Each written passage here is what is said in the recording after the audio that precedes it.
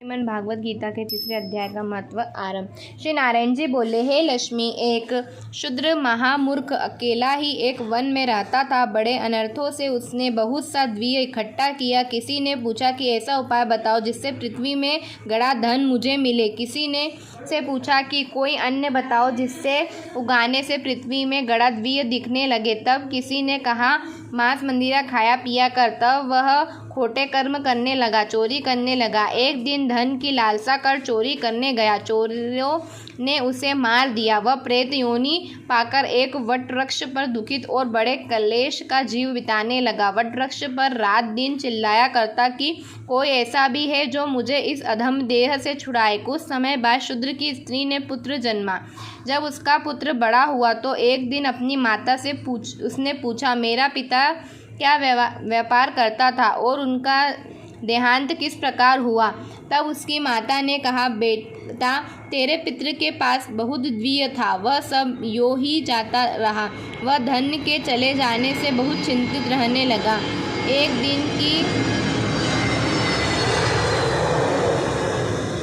दिन धन की लालसा से चोरी करने गए, परंतु मार्ग में चोरों ने उन्हें मार डाला। तब बेटे ने कहा, हे माता, उनकी गति कराई थी। माता ने कहा, नहीं कराई। बेटे ने पूछा, हे माता, उनकी गति करानी चाहिए। माँ ने कहा, अच्छी बात है। तब वह पंडितों से पूछने गया और जाकर प्रार्थना की, हे स्वामी, मेरे पिता एक दिशा में जाकर मृत्यु को प्राप्त हुआ, अंत उनका उद्धार किस तरह होगे। पंडितों ने कहा, तू गयाधि जाकर उनकी गया कर, तब पितरों का उद्धार होगा। यह सुन उसने माता की आज्ञा लेकर गया को गमन किया। प्रयागराज का दर्शन स्नान कर आगे चला। रास्ते में एक वृक्ष के नीचे बैठ गया, जहाँ उसको बड़ा भय प्राप्त हुआ। वह वृक्ष वही था जहाँ उसका पिता कृत योनि को प्राप्त हुआ था।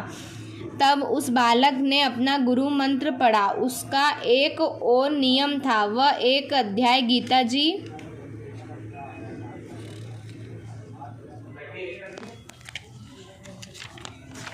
जी का भी नित्य पाठ किया करता था। उस दिन उसने गीता जी के तीसरे अध्याय का पाठ उस वृक्ष के तले बैठकर किया।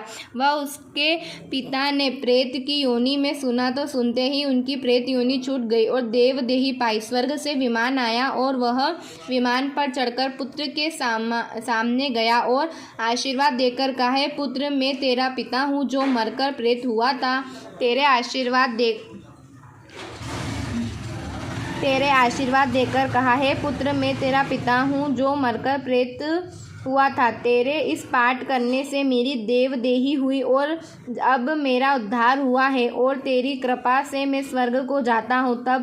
अब तू गयाजी को अपनी खुशी से जा। इतना सुनकर पुत्र ने कहा, हे पिताजी, कुछ और आज्ञा करो जो मैं आपकी सेवा करूं। तब उसे देवदेही ने कृपा देख कहा, मेरी 7 पीढ़ियां के पिता नर्क में पड़े हैं। अब तू श्री गीता जी के तीसरे अध्याय का पाठ कर, उनको भी इस दुख से मुक्त प्रदान कर। इतना वचन कहकर जब वह देवदेही स्वर्ग को गई, तब उस बालक ने वहीं पर पुण्य श्री गीता जी के तीसरे अध्याय का पाठ किया और सब पितरों को उस पाठ का पुण्य देकर वैकुंठ किया।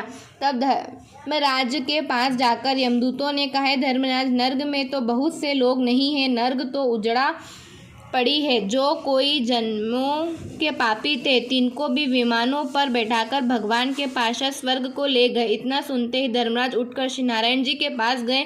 वहां जाकर धर्मराज ने हाथ जोड़कर कहा, हे त्रिलोकनाथ, जो जीव जन्मांतरों के पापी थे उनको भी आपके पार्षद विमानों पर चढ़ाकर बैकुंठ को ले गए हैं। तब नर्क में यातना भोगने का दंड किसको देवे। श्री नारायण जी ने कहा, बहुत प्रसन्न होकर कहा, हे धर्मराज, तू दुखी मत हो, तू अपने मन में बुरा ना मान। मैं तुझे एक वृत्तांत सुनाता हूँ, उसे श्रवण कर। यह जो जीव पापी थे, इनका कोई पिछला धर्म उदय हुआ है, उससे अपने पूर्व जन्म के पुण्य के फल से कोई महापापी जीव बैकुंठ को गए हैं। और यह आज्ञा मैं तुझे देता हूँ कि जो प्राणी गीता जी का पाठ करे अथवा श्रवण करे या कोई किसी को गीता पाठ का फल दान करे, उन प्राणियों को भी नर्क ना देवे। इतना सुनकर धर्मराज अपनी पुरी को लौट गए और आकर अपने यमदूतों से कहा, यमदूतों, जो प्राणी गीता जी का पाठ करे अथवा अपने श्रवण किए पाठ के पुण्य का फल किसी अन्य व्यक्ति को देवे, उस जीव को तुम कभी नर्क में ना डालना। जो प्राणी गीता जी का पाठ करे या श्रवण करे, उसका फल कहाँ तक कहने में नहीं आ सकता। तब श्री भगवान जी बोले, हे लक्ष्मी जी, यह तीसरे अध्याय का जो फल मैंने तुमको कहा वह तुमने सुना है।